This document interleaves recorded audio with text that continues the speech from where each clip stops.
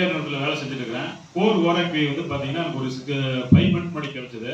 எனக்கு வீசிங் இருந்தது sir. Already wheezing வந்து மழை காலத்துல வந்து பாத்தீங்கன்னா மூச்சு வராது. அதுக்காக நெப்ளிஸ்டர் வாங்கிட்டு டெவலின்னு சொல்லிட்டு ஒரு மருந்து வாங்கி நான் வந்து யூஸ் பண்ணிட்டு இருந்தேன்.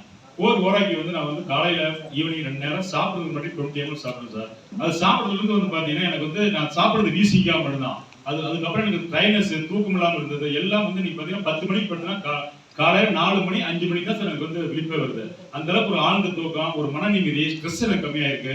முழங்கால் வலி, மூட்டு வலி இருக்கு சார், அது ஃபுல்லா கம்மியாயிருக்கு.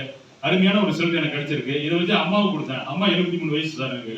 அவங்களுக்கு வந்து பாத்தீங்கன்னா கால் வலி, சாப்பிடாம இருந்தாங்க, ரொம்ப டயர்டா இருப்பாங்க. அவங்க ஃபுல் ஆக்டிவிட்டி ஆகிட்டு நல்ல ஹெல்த்தியா ஃபுல் அண்ட் ஹெல்த்தியா இருக்காங்க சார்.